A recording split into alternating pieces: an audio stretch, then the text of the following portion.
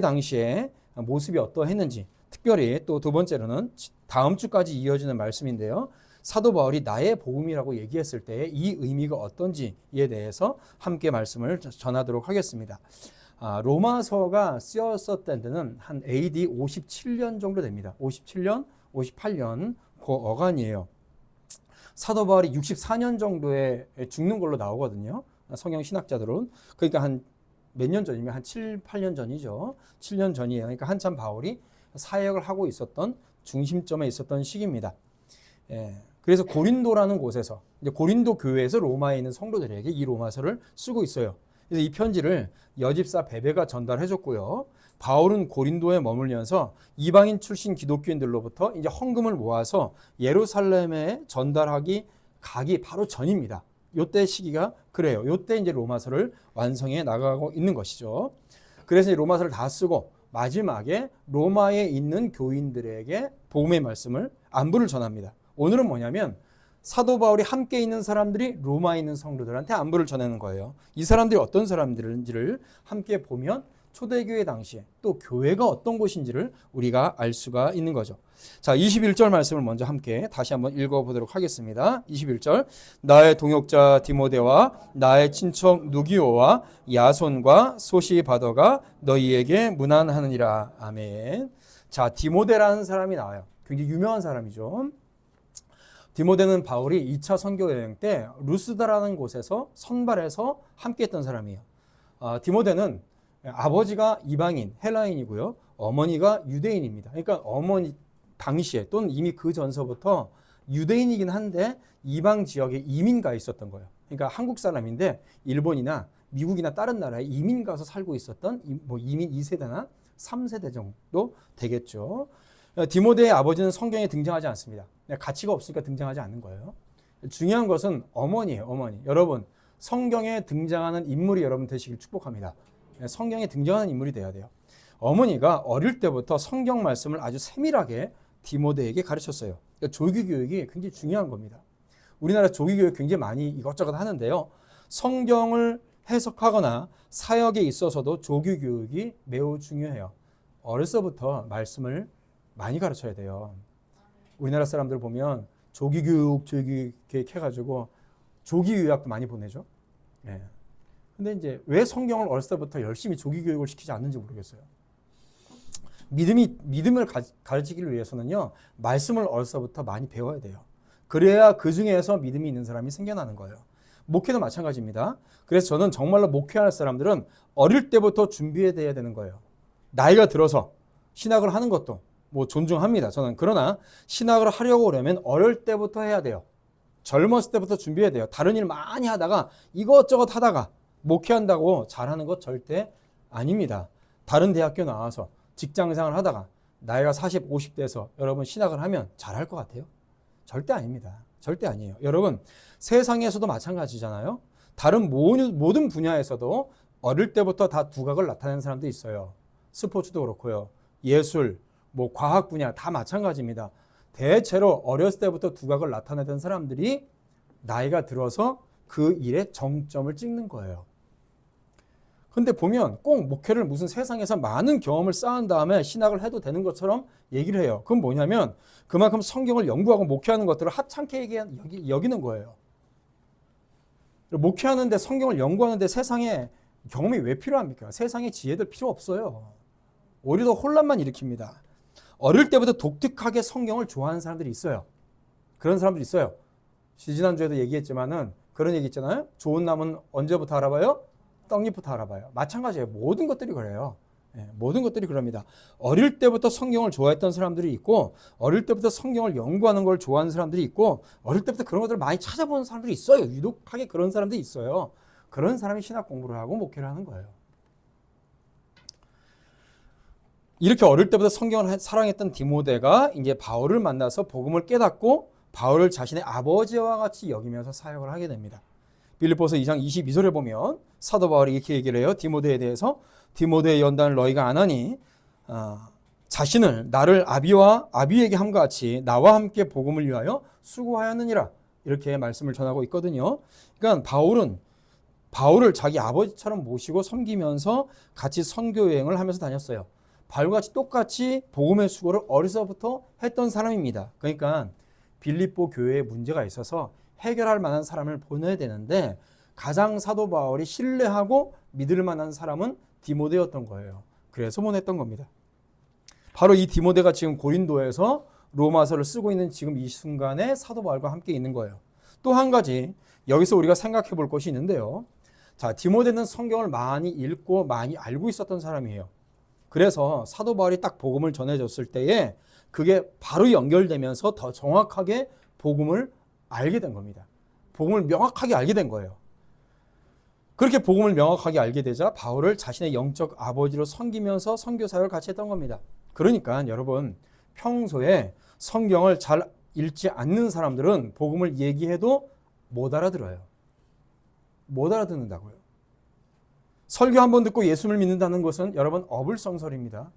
어불성설이에요. 많이 듣고 많이 공부해야 아는 것이 복음이에요. 복음은 여러분 어디 산에 올라가서 10년 기도한다고 깨닫는 게 아니에요. 말씀을 읽고 공부해야지 아는 겁니다. 자, 디모데는 성경을 많이 읽었어요. 어려서부터 부모에게 성경을 많이 배웠어요. 그러다가 사도 바울에게 교리를 딱 듣고 나니까 이것이 딱 짜맞춰지는 거죠. 그래서 이게 진리구나. 명확하게 알게 되는 겁니다. 여러분 이게 바로 성경을 많이 읽는 사람의 복이에요. 성경을 많이 알고 있는 사람들은 진리를 말하면 금방 알아듣게 돼요. 그러니까 여러분 교회를 다니더라도 평소에 성경에 관심이 없고 안 읽는 사람이나 불신자나 똑같이 말씀을 전해도 못 알아들어요. 못 알아듣는 게 당연한 겁니다. 서울대학교를 나오고 박사학위 2개, 3개씩 딱 가지고 있는 사람들 데리고 와보세요. 말씀을 전해도 알아듣나? 못 알아들어요. 못 알아듣는다고요. 여러분 관심이 없는데 믿음이 어떻게 생기겠어요? 사람은요 자기가 관심 있는 분야에 가서 자신의 인생의 사고방식이 바뀌게 돼 있어요. 평소에 말씀에 대해서 관심이 없는데 주일날 나와서 멍하니 든다고. 여러분 그래도 주일날 나와서 들으면 다행이죠. 안 들어요. 그러면 못 알아들어요. 믿음이 안 생깁니다. 디모데가 어릴 때부터 성경을 많이 알고 있었기 때문에 바울의 설교를 듣고 복음을 탁월하게 익힐 수가 있는 거예요. 그러면 사랑하는 성도 여러분, 성경을 항상 가까이 하시고 많이 읽으시길 축복합니다. 그리고 많이 배우시길 축복합니다. 그 사람에게 믿음이 생기는 거예요. 그 사람의 믿음이 있는 거죠. 그러면서 계속해서 사도 바울이 누기오, 야손, 소시바더가 함께 문안한다라고 21절에 얘기를 하고 있습니다. 이 사람들도 바울의 선교 사역에 함께 후원했던 사람들이에요. 자, 이 사람들이 사실 우리는 자주 보지 않기 때문에 성경에 자주 안 나오기 때문에 간단하게 한 절에서 다 보이지만은 사실상 초대교회 당시에 가장 유명했던 성도들이고요. 각 지역 교회를 대표했던 사람들입니다. 소시바더는 사도행전 20장 4절에 보면 소바더라고 나와요. 동일 인물입니다. 소시바더하고 사도행전 20장 4절에 나온 소바더하고 같은 사람이에요. 그러니까 표기가 잘못된 거죠. 이 사람은 베레아 교회의 대표예요. 야손이라는 사람은 사도행전 17장에 많이 등장하는데요. 바울이 데살로니가에 머물면서 사역을 할 때 자기 집에 사도 바울을 머물게 하면서 선교를 할 수 있도록 후원했던 사람입니다. 야손은 이 데살로니가 지역에 있어서 유력한 인물이고 또 데살로니가 교회의 대표적인 사람이죠. 누기오는 사도행전 13장 1절에 루기오라고 나와요. 루기오. 여긴 누기오라고 나오죠. 같은 사람입니다. 표기가 잘못될 뿐이에요. 그러니까 다 이 사람들은 뭐냐면 각 지역의 대표자들이에요. 지금으로 얘기하면 장로들입니다. 장로들. 각 지역의 대표격이면서 사도 바울의 선교 사역을 적극적으로 뒤에서 돕고 후원했던 사람들이죠. 그래서 로마서의 16장에 보면 이들의 이름이 그냥 한 절에 딱 나왔지만은 사실은 그들의 사역은 당대 유명한 교회 일꾼이요 직분자였다는 것을 우리가 성경을 통해서 알 수가 있어요. 그러니까 이 사람들이 사도 바울이 로마서를 쓰고 있는 고린도에 지금 다 모여 있는 거예요. 모이고 있는 거예요. 왜 모였을까요? 예루살렘 성도들이 매우 궁핍하다는 소식을 듣고 이방인 교회에 있는 이 지역에 있는 사람들이 이방인 지역이에요. 다 헌금을 다 모았어요. 예루살렘 교회 사람들을 돕기 위해서. 그래서 그 헌금, 돈을 가지고 사도 바울이 있는 고린도에 같이 모인 겁니다. 그동안에 사도 바울은 뭐 하고 있어요? 로마서를 쓰고 있는 거예요. 로마서를 쓴다고 밥 먹고 1시간이면 뚝딱 써지는 게 아니잖아요. 몇 주 동안 썼을 거란 말입니다. 사도 바울이. 사도 바울이 쓰고 있는 가운데에 이제 로마서가 완성되는 그 시점에 이 사람들이 다 함께 모인 거예요. 그래서 로마서를 쓰고 있을 때에 이 사람들이 다 모였고 이들에게 같이 안부를 전하고 있는 거죠. 그래서 이제 곧 어떻게 돼요? 로마서를 여집사 베베에게 맡기고 전달해 주십시오 라고 맡기고 이 사람들은 다 모여서 예루살렘 교회를 향해서 돈을 모아서 다 같이 가고 있는 거죠. 이들이 모인 장소가 바로 고린도에 있는 고린도 교회예요. 자, 중요한 건 뭐냐면 고린도 교회가 어느 곳이냐? 바로 가이오라는 사람의 집입니다. 그러니까 22절은 조금 있다가 설명하고요. 우리 23절을 함께 읽어보도록 하죠. 23절입니다. 시작. 나와 온 교회를 돌보아주는 가이오도 너희에게 문안하고 이 성의 재무관 에라스도와 형제 구아도도 너희에게 문안하느니라. 아멘. 자, 가이오라는 사람의 집이 교회예요, 사실은. 성경에 보면 이제 간단히 얘기하면 가이오라는 이름이 몇 군데 나오는데요. 이제 사도행전 19장과 20장에 보면 마게도니아 사람 가이오, 더베 사람 가이오 이렇게 얘기하는데 동명이인입니다. 다른 사람이고요. 18장 사도행전 18장 7절에 보면 디도 유스도라는 사람이 나와요. 디도 유스도. 이 사람이 가이오입니다. 사도 바울이 고린도에 도착했을 때 거기는 유대인들도 사도 바울이 복음을 전하지 못하게 엄청나게 핍박했어요. 그럴 때 이제 사도 바울이 이렇게 쫓겨다니다가 디도 유스도라는 사람이 이 사람을 사도 바울을 영접해서 자신의 집에 머물게 하면서 선교 사역을 돕게 합니다. 이 사람이 디도 유스도예요. 그러니까 풀네임으로 하면 어떻게 돼요? 가이오, 디도, 유스도 이렇게 되는 거죠. 가이오는 이름이고 디도는 패밀리 네임, C가 되고 이제 유스도는 성이 되는 거죠. 우리나라 이름엔 C가 없잖아요. 성만 있지. 처음 들어보세요? 예. 우리나라는 성하고 이름만 있지 중간에 C가 없어요. 패밀리 네임이 없어요. 외국 이름 보면 되게 길잖아요. 왜냐하면 이름하고 패밀리 네임 C가 있고 성이 있어요. 성은 부계 혈통이고 C는 가족들 패밀리 네임이고 이름은 개인 이름이에요. 대부분 이제 대체적으로 이렇게 나가는데 우리나라 이름은 다 중국식이에요. 중국식이기 때문에 성하고 딱 이름만 있는 거예요. 다 중국 거를 받아들여가지고 이렇게 있기 때문에. 근데 이제 가이오, 디도, 유스도가 풀네임이 되겠죠. 고린도에 살고 있는 로마 시민이었습니다. 왜 이 사람 집에 모이냐면 초대교회 당시에는요 예배당을 지을 수가 없었어요.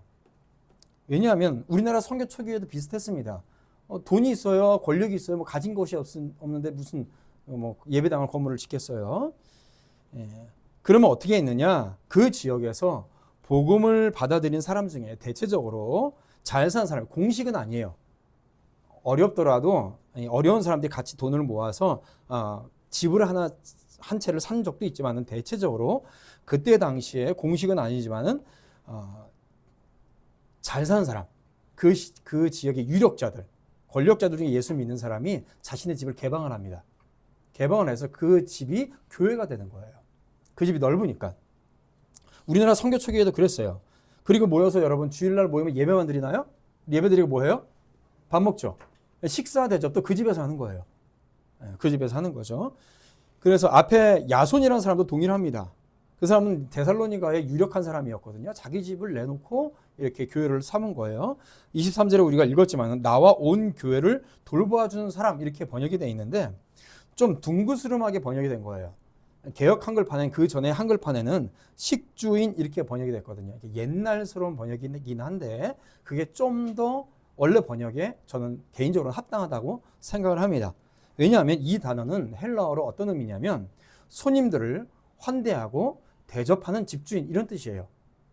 그러니까 손님들을 늘 받아서 그 손님들을 환대하고 대접하는 집주인이라는 뜻이에요. 그래서 가이오는 자기 집이 교회 모임 장소로 사용할 수 있도록 했을 뿐만 아니라 고린도를 방문하는 모든 신자들의 숙식을 제공했던 사람이에요. 그리고 유력자이기 때문에 사도 바울이 선교 사역을 할 때 고린도에서 어떤 문제가 있을 때마다 앞장서서 사도 바울과 교인들을 도왔던 그런 사람이죠. 특별히 여러분 고린도전서 1장을 한번 펴보세요. 고린도전서 그 로마서 다음에 고린도전서가 바로 있는데 1장 14절입니다. 14절. 바로 뒤에 나오죠. 고린도전서 1장 14절 같이 읽죠. 시작. 나는 그리스도바와 가이오 외에는 너희 중 아무에게도 내가 세를 베푸지 아니한 것을 감사하노니. 아멘. 여기 보면 가이오가 이 사람이에요. 사도 바울이 많은 사람들에게 복음을 전했지만은 자신이 전도한 모든 사람에게 세례를 다 준 것은 아닌 것 같습니다. 여러 가지 문제가 있고 뭐 여러 가지 뭐 이유가 있겠지만은, 그런데 오늘 읽은 1장 14절에 보니까 가이오에게는 자신이 직접 세례를 줬어요. 아마도 가이오는 고린도에서 사도 바울이 얻은 최초의 복음의 열매일 가능성이 그래서 큽니다. 유추해 보면 그렇습니다. 사도행전 18장에서 고린도에서 맨 처음 사도 바울을 영접했던 사람도 가이오 디도 유스도예요. 자신의 선교 지역에서 얻은 최초의 열매, 고린도 교회의 최초의 성도. 여러분 어떻게 느끼실지 모르겠지만 목회자인 저에게는 이 말이 굉장히 강력하게 다가옵니다.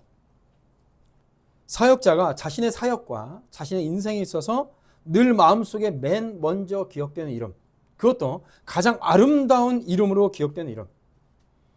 여러분 그런 성도들 되시기를 주님의 이름으로 축원드립니다. 가이오가 그랬던 사람이에요. 그래서 사도 바울은 가이오에게 자신이 직접 세례를 줬을 것이고, 가이오는 최초의 성도답게 가장 큰 은혜를 받고 자신의 집의 대문을 활짝 열어서 초대교회 성도들을 맞이하는 그런 보호자의 역할을 했던 겁니다. 그것도 무려 바울이 고린도에 2년 동안 머물렀는데 그 모든 것들을 다 제공해 주고 돕고 있었던 거죠. 그리고 이제 그 뒤에 나온 에라스도라는 사람도 고린도 교회 성도였어요. 이 사람은 특별히 고린도의 재무관리관입니다. 굉장히 높은 직책을 있는 사람이죠. 당시 고린도는요, 활발한 무역업으로 인해서 관세 수입이 엄청나게 많았던 도시예요. 잘 사는 대도시였습니다. 그런 사실을 고려해 보면 고린도시의 전체적인 재물을 관리했던 사람이라면 이 에라스도는 그 지역에 엄청난 영향력을 끼치고 있었던 사람이죠. 그러니까 가이오나 에라스도 또 야손 이런 사람들은 하나님께서 자신에게 허락하신 재화를 통해서 복음을 위해서 헌신했던 사람들입니다. 교회를 세우고 사역자를 도움으로써 하나님의 책에 자신의 이름이 기록된 사람들이라는 거예요. 사랑하는 성도 여러분, 여러분들에게 주어진 것이 무엇입니까? 그것을 통하여서 교회와 주의 복음을 위해서 함께 하시길 주님의 이름으로 축원드립니다. 마태복음 6장 19절에서 우리 주님이 이렇게 말씀하세요. 너희의 재물을 땅에 쌓아두지 말고 하늘에 너희들의 보물을 너희들을 위해서 하늘에 쌓아두라, 이렇게 말씀을 하고 계세요. 그 말씀은 뭐냐면 교회를 세우고 복음을 위해서 함께 사역하라는 얘기예요. 옛날에 이제 그런 분들이 계세요. 교회에서 신앙생활 열심히 하면 갑자기 좀 열심히 하면 신학해라, 이런 분들이 있어요. 여러분 그냥 직장생활 열심히 하십시오. 여러분들 그냥 직장생활 열심히 하세요. 다 목회자같이 살아야 되는 거 아니에요. 여러분 가이오나 에라스도나 야손 이 사람들은요, 그 지역의 이방인으로서 유력한 사람들이었어요. 예수 믿는다고 이 사람들이 다 목회한 게 아니에요. 자신의 영향력과 자신의 이방 사회 속에서 열심히 일하면서 그 일을 통해서 자신의 어떤 영향을 통해서 교회를 세우고 복음을 전했던 사람들이에요. 그러니까 목회자는 목회 일을 열심히 하고 일반 대부분의 성도들은 그냥 직장생활 열심히 일하면서 여러분 그 일을 통해서 교회를 세우고 또 복음을 위해서 살아가면 되는 겁니다. 할렐루야. 자 23절, 22절이에요. 네, 22절. 아까 전에 제가 22절 넘어갔죠. 같이 설명하려고 합니다. 22절 같이 읽겠습니다. 시작. 이 편지를 기록하는 나 더디오도 주 안에서 너희에게 문안하노라. 아멘. 자, 조금 전에 에라스도를 설명하고 그 뒤에 나오는 구아도는 제가 설명하지 않았습니다. 22절에 더디오와 함께 설명을 하려고 해요. 자, 여기서 두 사람, 구아도와 더디오는 그 친분이 노예입니다. 노예였을 가능성이 커요. 왜 그러냐면 그 당시엔 노예들은 이름이 없었습니다. 숫자나 자기가 하는 일에 따라서 불렸어요. 그래서 더디오는 어떤 뜻이냐면 세 번째 이런 뜻이에요. 셋째 번 이런 뜻이고, 구아도는 넌 넷째 이런 뜻이에요. 그러니까 더디오는 셋째고 구아도는 넷째예요. 무슨 얘기냐면 고대 로마 사회에서 일반 자유인들은요, 시민들은 자녀들에게 정식적인 이름을 줬겠죠, 당연히. 그러나 노예들은요, 인격을 배제하고요, 태어나는 순서나 내가 구매한 순서 또는 아니면 자신이 하는 일에 따라서 이름이 달라졌어요. 이름을 붙였어요. 그러니까 구아도나 더디오는 세 번째나 네 번째 태어났거나 아니면 세 번째나 네 번째로 이렇게 구입했거나 이런 사람인 거죠. 로마 사회에서 노예는요, 굉장히 중요한 자산이었습니다. 왜냐하면 여러분 고대 사회는 어때요? 국가와 국가가 전쟁을 하죠. 그러면 이긴 나라가 진 나라 사람들을 노예로 삼아요. 그럴 때에 그 중에서 졌던 나라 사람들 중에서 탁월하고 똑똑한 사람이 있을 거 아니에요? 그러면 이 로마에 있는 사람들은요, 귀족들은 그 중에서 똑똑한 사람들을 어떻게든 자신들의 노예로 삼으려고 굉장히 많이 애를 썼어요. 왜냐하면 이 사람들을 통해서 자신의 집안 모든 것들을 다 합니다. 노예들을 통해서. 자신의 집안의 행정을 담당시키거나 또는 기록이나 재물을 담당시켜요. 여러분, 무려 자신의 자녀들의 교육도 노예를 시킵니다. 그러니까 똑똑한 노예들이 많이 필요한 거예요. 똑똑한 노예들이. 일반적으로 저 밭에서 일하는 노예들도 필요하지만은 집안이 더욱더 성장하려면 이런 똑똑한 노예들이 많이 필요했던 거예요. 왜냐하면 로마인들은요, 로마인을 노예로 삼지 못해요. 로마 사회는. 그러니까 적국으로부터 노예를 가지고 왔어야 되는 거예요. 그렇기 때문에 그런데 똑똑하고 글씨를 잘 쓰는 노예 중에 한 사람이 더디오였던 거예요. 이 더디오는 똑똑해서 글씨도 잘 배우고 글씨도 예쁘게 썼던 거죠. 그러니까 저는 이 노예도 안 되는 거예요. 저 같은 사람은. 제가 글씨를 되게 못 쓰거든요. 여러분 그 영어 필기체 아시죠? 영어는 필기체 있죠. 한글은 필기체가 없어요. 그렇죠? 한글 필기체를 보시려면 제 글씨를 보면 돼요. 제가 한글 필기체예요. 그러니까 저는 더디오부터 못해요. 이때 나오면. 그런데 이 더디오는 똑똑해서 글씨를 굉장히 예쁘게 잘 썼던 거예요. 그래서 사도 바울이 로마서를 쓸 때에 사도 바울은 옆에서 말을 하고요. 더디오는 옆에서 받아 썼어요. 더디오가 글씨를 정확하고 예쁘게 썼던 겁니다. 이런 사람들은 노예 중에서도 그래도 대접을 받고 살았어요. 그러나 노예는 노예죠. 주인과 같이 겸상할 수가 없습니다. 같은 자리에 있을 수 없고요. 중요 문서에 자신의 이름을 절대로 기록할 수가 없어요. 그런데 오늘 로마서 16장에 보면 사도 바울이 편지를 쓸 때에 고관대장인 에라스도나 노예 구스도나 또 주인인 가이오나 이 더디오나 구아도는 가이오의 노예예요. 가이오의 노예예요. 한 자리에 모여 있고요. 이때 당시에 전 세계에서 가장 중요한 역사상 가장 중요한 문서인 로마서에 노예 이름이 같이 기록되는 겁니다. 그리고 같이 안부를 전해요. 여러분 이게 교회예요. 이게 교회예요. 한번 생각해 보세요. 여러분 유대인들은요. 또 과거에 100년 전만 우리나라 100년 전까지만 해도요. 주인과 종이 같이 있을 수 없었어요. 이때 당시엔 더 그랬죠. 디모데도 엄청난 사람입니다. 지금 디모데 같은 경우는 아버지가 이방인이에요. 어머니가 유대인 집안은. 그러니까 목회자가 돼가지고 유대 교회 안에 있을 수가 없는데 디모데가 유대인 교회에서 목회도 해요. 특별히 그 당시엔 철저하게 계급으로 나눠져 있던 사회입니다. 그런데 믿음의 사람들이 교회에 딱 들어가 보니까 그게 완전히 무너져 있는 거죠. 당시 입장에서 교회는 엄청나게 혁명적이고 파괴적이었던 거예요. 그래서 세상 사람들이 교회를 다니는 사람들을 보고 놀라기도 하고요. 또 반대로 놀리기도 했습니다. 놀라기도 했고 놀리기도 했었어요. 주인과 노예가 고위 관료가 노예가 같이 있는 거예요. 그러면서 뭐예요? 우리 형제가 무난하노라. 이렇게 이야기할 수 있는 곳이 교회 말고 없었던 거죠. 지금도 마찬가지입니다. 여러분 그래서 저는요 정말로 정확하게 말을 하면 안 되는 것들 중에 하나가 뭐냐면 어차피 교회도 사람 사는 모양은 똑같은 거다. 교회나 세상이 똑같다. 이렇게 말해서는 안 돼요. 잘 들으세요. 여러분 세상 사람들하고요. 세상 사람들은 지옥 갈 사람들이고요. 우리는 천국 백성입니다. 믿으십니까? 그런데 왜 교회가 세상의 공동체가 똑같을 수가 있어요? 그거 자체가 교회가 뭔지 모르는 거예요. 그렇게 말하는 사람은 교회를 다닌다고 하면서 그렇게 말하는 사람은요. 교회 다닌다고 하자면 그 사람은 불신자예요. 세상 사람들이 교회를 들어왔을 때 두 가지 뭐 이런 데가 다 있어.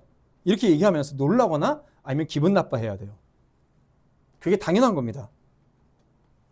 세상에서 권세가 있어서 목에 힘주던 사람이라도 그렇게 사람들에게 좀 대접받았던 사람들이 만약에 교회 처음 나왔어요. 그렇게 대접받으면 안 돼요. 그래서 새신자가 왔을 때도요. 일반적인 교인들과 똑같이 환영해주고 인사하면 됩니다. 과하게 할 필요가 없어요. 너무 과해요. 한국 사람들. 떠받들어 준다고요. 그러니까 평생 떠받들어 줄 줄 알아요. 교회 오면. 아니에요. 그냥 같은 형제 안에 같이 환영하고 같이 인사하면 돼요. 그 정도면 됩니다. 생각을 해보세요. 얼마나 교만하면 이제사 교회 왔겠어요. 안 그래요? 평생을 옆에서 분명히 한국 같은 상황 속에서는요. 어렸을 때부터 교회 좀 나와라. 예수 믿어라. 가족들이나 친구들이나 직장 동료나 그런 사람들이 교회 좀 나와라. 예수 믿어라. 분명히 어렸을 때부터 많이 들었을 거라고요. 한국에서는 특별히 그럴 거 아닙니까? 그런데 나이가 40대고 50대에서 왔어요. 얼마나 교만해요. 환영해줘서 뭐합니까? 또 이런다고 너무 얼굴 붉히고 이렇게 있으면 안 돼요. 새신자 온다고. 그러니까 뭐냐면 과하게 하지 말고 같은 형제 안에서 똑같이 환영해주면 되는 거예요. 근데 교회 오면 새신자들이 우리나라 같은 문화는 어떻게 하냐면 굉장히 대우해줘야 된다고 생각해요. 과하게. 세상에서 그 사람이 비록 권세자일지라도 교회에 오면요. 새신자예요. 그럼 어떻게 해야 되냐? 교회 안에서 세상에 권세가 없어도 신앙의 연륜이 있고 믿음이 좋으면 아무리 세상에 대통령이 뭐가 할지라도 그 사람은 교회에 숙이고 나와야 돼요. 어디 세상에 권세가 있다고 강단 앞에 서요. 하나님의 나라 강단 앞에 말도 안 되는 짓이지. 여러분 사람의 생각이나 행동은요. 말은요. 사람의 말과 행동은 생각과 사상에서 유발되는 거예요. 한 사람의 말과 행동은 그냥 나오는 게 아닙니다. 그 사람의 생각, 가치관, 갖고 있는 이념과 사고방식이 말과 행동으로 나오는 거예요. 그런데 어떻게 교회가 세상하고 똑같아요? 세상에서 권세가 있다고 교회에서 권세 있는 거 아닙니다. 하늘나라의 이념과 세상의 이념이 어떻게 같아요? 당연히 틀리지. 그래서 세상의 법과 가치관으로 교회를 판별하면 안 돼요. 세상의 법으로 세상의 법으로 교회를 재단하면 안 되는 거예요. 지금이야 되니까 이 편지를 쓴 더디오가 엄청난 일을 하고 있는 것 같지만 그 당시에는 정말 볼품 없는 일을 하고 있는 거예요. 그냥 시키는 대로 그 사람 하는 거예요. 그런데 사도 바울이 다 쓰고 나서 형제 더디오요. 너도 안부전화 안부 인사 한 구절 써라. 이렇게 된 거예요. 더디오는 깜짝 놀랐을 겁니다. 평생에 하는 대로 한 거죠. 근데 더디오 형제요. 한 줄 쓰세요. 성령께서 역사하셔서 쓰게 하시는 거죠. 여러분 이게 교회라고요. 이게 교회라고요. 제가 제 얘기 한 가지 해드릴게요. 제가 군대에 있을 때 이제 어느 정도 시간이 지난 다음에 처음부터는 그러지 않았어요. 어느 정도 시간이 지난 다음에 이제 제가 강원도 저기 산골짜기에서 제가 신앙생활을 했거든요. 사방팔방을 봐도 산밖에 안 보이는 곳에서 있었어요.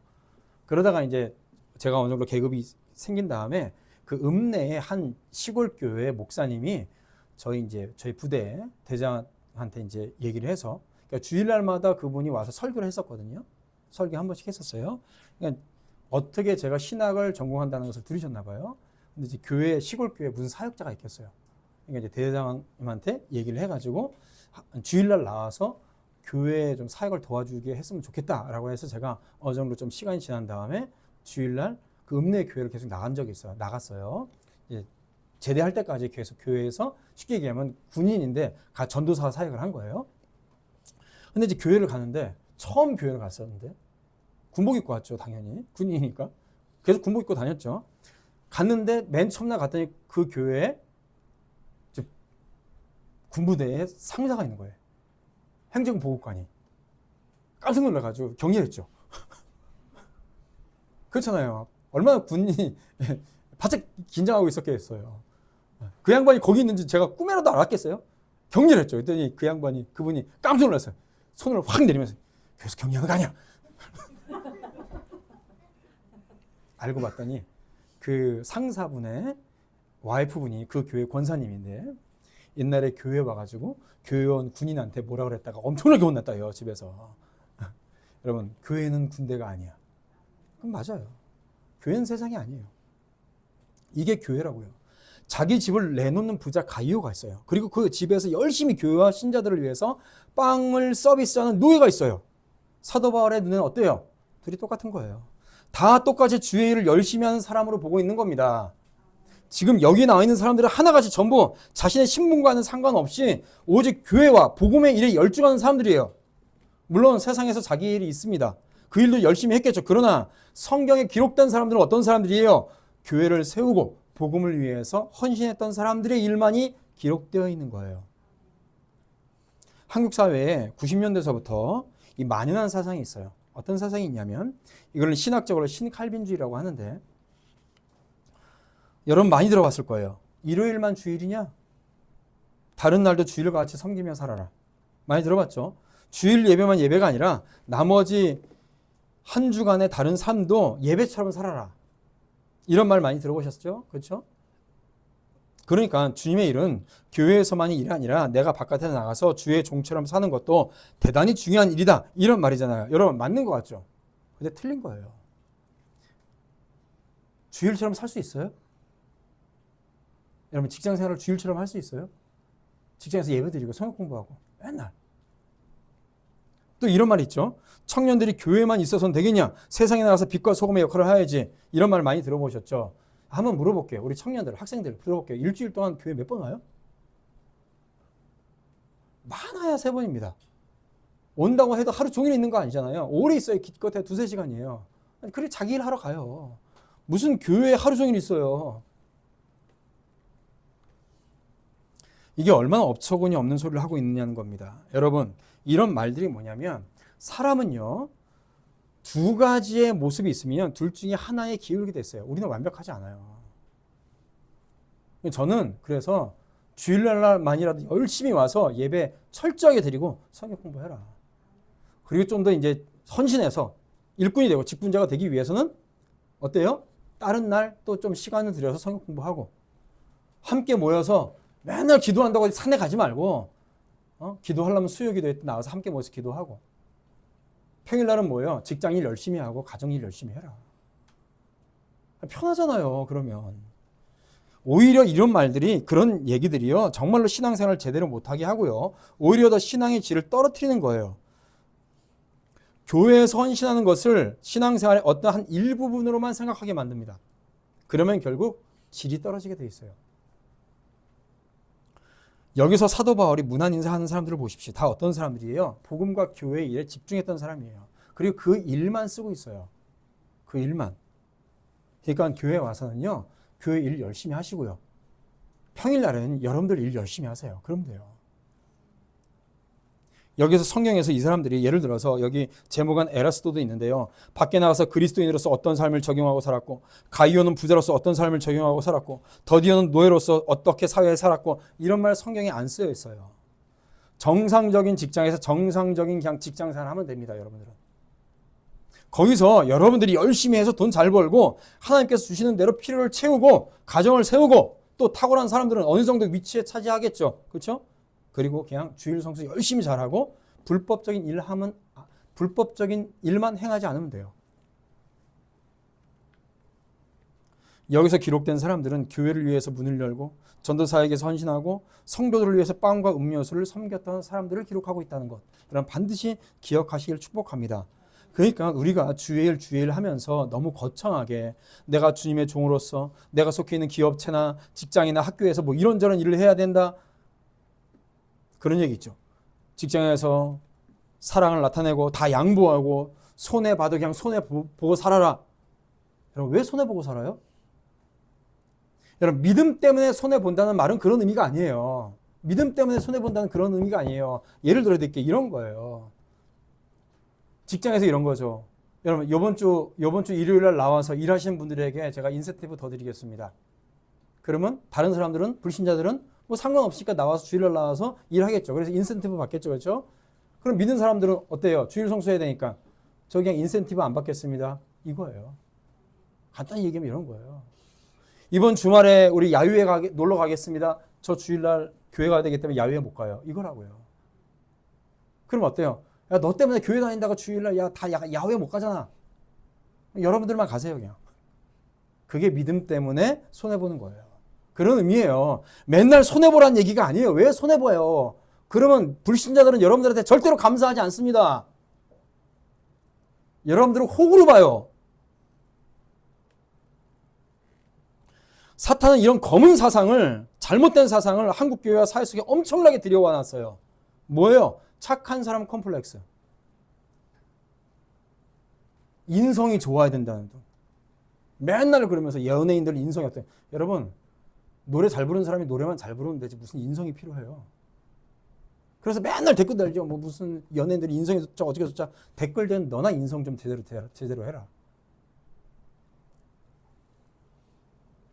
그러니까 세상 사람들도 어디서 뭔 얘기를 들었는지 걸핏하면 뭐라고 하냐면 교회 다니면서 좀 양보 좀 하지 그러냐 이런 얘기를 해요. 본인들은 양보할 생각을 전혀 못해요. 안 해요. 그렇죠? 한마디 하세요. 네가 양보하라고. 왜 강요하냐고. 여러분 잘 들으세요. 인성, 덕행을 강요하는 사회는요. 살만한 곳이 못 되는 겁니다. 우리나라 보세요. 덕행을 강요하죠. 그렇죠? 뭐예요? 착한 가게. 무슨 인성 좋고 양보하는 사람. 그건요. 조선시대다 하는 거예요. 왜 본인은 양보하면서 다른 사람한테 양보를 강요해요. 덕행을 강요해요. 인성을 강요해요. 본인이나 잘하지. 여러분들이 세상에서 손해보면 여러분들이 세상에서 손해보면요. 누가 힘든지 아세요? 누가 힘들까요? 가족들이 힘들어요. 가족들이. 생각을 해보세요. 여기 아버지들 남편들도 있는데 여러분 가족들 잘 생각해보세요. 아버지들이 여러분들이 남편분들이 밖에 나가서 맨날 양보해. 맨날 양보해. 휴일 때 가족들이 놀러 가기로 했어요. 근데 직장에서 뭐 한다고 아버지가 양보했대요. 맨날 양보하고 손해봐요. 여러분 그러면 가족들이 힘들어요. 사람은요. 우리 마음속에는 누구나 뭐가 있냐면 다 죄인이라 분노가 있어요. 직장에서 양보하고 사람들을 만날 때 양보하죠. 그러면 어쩔 수 없이 양보하기 싫은데 양보해요. 그럼 그 분노가 쌓여요. 어디 가서 터지는지 아세요? 집에 가서 터져요. 밖에 나가서는 큰 소리 한 번도 못 치면서 집에 가서 큰 소리 치는 거예요. 아니 밖에 나가서 큰 소리 쳐야지. 왜 가족들한테 큰 소리 쳐요? 여러분 우리 학생들 청년들도 잘 들으십시오. 밖에 나서 큰 소리 치지도 못하면서 집에 와서 아버지 어머니한테 큰 소리 치지 마세요. 불효입니다. 여러분들 지금까지 가르쳐주고 먹여주고 재워주고 공부시킨 사람이 부모님인데 고생해서 밖에 나서 큰 소리 치지 못하고 밖에 나가서 막 몰아가지 못하면서 그거 분노를 가져와서 집에서 왜 아버지 어머니한테 짜증내고 화를 내요? 덧붙여서 여러분 세상 사람들에게요. 불신자들에게요. 덕스럽게 행동한다고 해서 그 사람이 예수 믿는 거 아닙니다. 믿음은요. 복음의 진리의 말씀이 정확하게 들어갈 때에 믿음이 유발되는 거예요. 교회는요. 세상 사람들은요. 교회가 잘 해줘도 욕하고요. 교회가 잘 안 해줘도 욕하고요. 아무것도 안 해도 욕해요. 불신자들은. 그러니까 아무것도 안 하는 게 나아요. 열심히 여러분들이 일을 하고 여러분들이 가진 것을 쟁취하고 여러분 잘 살아야죠. 그리고 연말에 이렇게 전도대회 나갈 때 나 교회 나가자 한번 데리고 오면 되는 거예요. 그럼 여기서 이제 말씀을 들으면서 열심히 두들겨 맞고 이제 가는 거죠. 여러분 그렇기 때문에 세상의 그 잘못된 검은 사상을 가지고 복음의 말씀을 흐리면 안 돼요. 성경 어디로 보세요? 어디로 보십시오. 교회가 같은 교회를 돕고 성도들이 같은 성도를 돕지 교회가 불신자를 돕지 않아요. 다시 본론으로 들어와서요. 그러면 여기 나온 사람들은요. 모두 교회를 세우는데 앞장섰던 사람들입니다. 그러니까 주님의 일은 교회를 세우는 것이 주님의 일이고 함께 있는 성도들을 돕는 일이 주님의 일이에요. 그게 주일의 일이에요. 여기에 기록된 사람들은 다 그랬던 사람들입니다. 그냥 말로만 은혜 받았네, 좋네 이렇게 끝나는 게 아니라 자신의 전부 다 자신의 손발로 교회와 성도들을 섬겼던 사람들이에요. 그러므로 여러분들에게 있는 달란트를 가지고 이 교회를 세워나가고 성도들을 도우시기를 축복합니다. 땅에 묻어두지 마세요. 여러분들 모두 하나님께 주신 재능들이 있어요. 달란트가 있어요. 그걸 가지고 여러분들이 우리 교회가 하고자 하는 그 사역을 함께 하고 교회가 달려가는 그 방향으로 함께 가고 교회가 추구하는 그 목표를 그것을 위해서 여러분들이 가진 것을 함께 세워나가시길 축복합니다. 그 사람들이 하늘의 별과 같이 빛나는 사람들이 되는 거예요. 그럴 때에 사도 바울이 이것을 가지고 뭐라고 얘기하냐? 자, 여러분 16장 로마서로 16장 우리 25절을 읽어봅시다. 25절. 이것만 간단히 우리 설명하고 다음 주로 이어서 하겠습니다. 25절 시작. 나의 복음과 예수 그리스도를 전파함은 영세 전부터 감춰졌다가. 아멘. 보세요. 그러니까 사도 바울이 나의 복음이라고 해요. 나의 복음. 되게 교만해 보이지 않습니까? 아니 왜 예수님의 복음이지 나의 복음이에요? 세상이 말하고 있는 교만하고요. 교회가 말하고 있는 교만은 그 개념이 전혀 달라요. 틀려요. 교회에서 말하고 있는 겸손과 세상이 말하고 있는 겸손도 그 개념 자체가 전혀 딴판입니다. 세상이 말하는 겸손은 뭐예요? 처세술이에요. 처세술. 인성 좋게 보이는 것. 그러나 교회에서 말하고 있는 겸손은 뭐냐면 하나님께 맡긴 바 그 일을 열심히 하는 게 겸손이에요. 교회를 세우기 위해서 복음을 위해서 맡은 바 일에 열심을 다하는 것이 열정적으로 하는 것이 겸손이에요. 그렇기 때문에 언뜻 보면 안 믿는 사람들에게는 교만해 보일 수도 있어요. 열심을 다 열정적으로 하니까. 전도를 할 때도 뭐예요? 막 억지로 막 데리고 와. 아, 교회 아니다 꼭! 막 이러면서. 그러니까 안 믿는 사람들에게는 이제 짜증이 나는 거죠. 근데 하나님 편에서는 그게 겸손이에요. 그게 겸손이라고요. 1년 살면서 교회 한 번 안 올 거냐? 이러면서 데리고 오는 거죠. 여러분 그게 겸손이에요. 처음 들어보죠? 보세요. 왜 사도 바울이 나의 복음이라고 했어요? 사도 바울은요, 이 예수 그리스도의 복음을 위해서 평생을 다 투자했어요. 자신의 인생을. 그러니까 나의 복음인 거예요. 제가 만약에 여러분들한테 김용훈 목사의 복음, 이제 그러면 이제 당장 이제 끌려 내려가는 거예요. 그런데 그렇게 돼야 돼요. 나의 복음과 예수 그리스도를 전파하면 이렇게 말했습니다. 왜? 사도 바울은 나의 복음이라고 말한 거예요. 평생을 다해서 자신의 인생을 걸고 복음을 위해서 살아간 거예요. 자신의 인생을 걸고 교회를 세우기 위해서 살아간 거예요. 그러니까 떳떳하게 나의 복음, 우리식으로 얘기하면 뭡니까? 나의 교회, 내 교회. 내 교회. 여러분, 그루터기 교회가 여러분들의 교회가 되기를 축복합니다. 내 교회가 돼야 돼요. 여러분, 잘못된 사상이 너무 많아요. 그 걸핏하면 왜 내 교회냐? 하나님의 교회지, 예수님의 교회지. 아, 예수님의 교회지 당연히 그걸 말할 필요가 없잖아요. 내가 살아가는 교회가 돼야지. 내 인생, 내 가족들, 우리 교회가 3대, 4대를 거쳐서 이 교회를 다녔고 이 교회를 세웠어. 우리 교회야, 내 교회야. 여러분, 얼마나 멋있어요, 이 말이. 이 멋있는 말을 왜 이상하게 폄훼를 해요? 내가 이 교회를 세우기 위해서 평생을 바쳤어.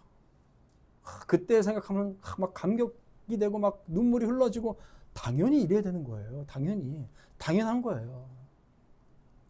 그래서 새로운 사람들이 우리 교회가 여기 있었던 게 아니라 큰 교회가 여기 있었던 거 아니라 저쪽에 있었는데 그때는 올망졸망 해가지고 먼지도 나고 조금 해가지고 답답하고 막 이랬어요. 막 라떼는 말이에요. 막 이런 얘기도 하고.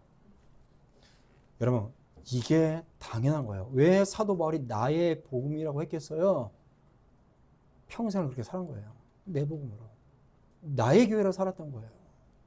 그런 사람들이 여기에서 함께 안부 인사를 하고 있는 것입니다. 사랑하는 성도 여러분, 여러분들에게 복음은 어떤 거예요? 여러분들에게 교회는 어떤 겁니까? 내 것이 돼야 돼요. 내 것이 돼야 돼요. 그냥 선포되는 말씀이 아니라 흘려 지나가는 말씀이 아니라 여러분들의 복음이 돼야 됩니다. 여러분들의 인생의 복음이 돼야 되고요. 이 복음을 위해서 사는 사람이 돼야 되고요. 그래서 교회를 위해서 사는 사람이 돼야 되고 하늘의 별같이 빛나는 사람이 돼야 됩니다. 그럴 때에 하나님의 책에 기록되는 사람이 되는 거예요. 여기 있는 우리 성도들이 그런 사람이 되기를 주님의 이름으로 축원드립니다.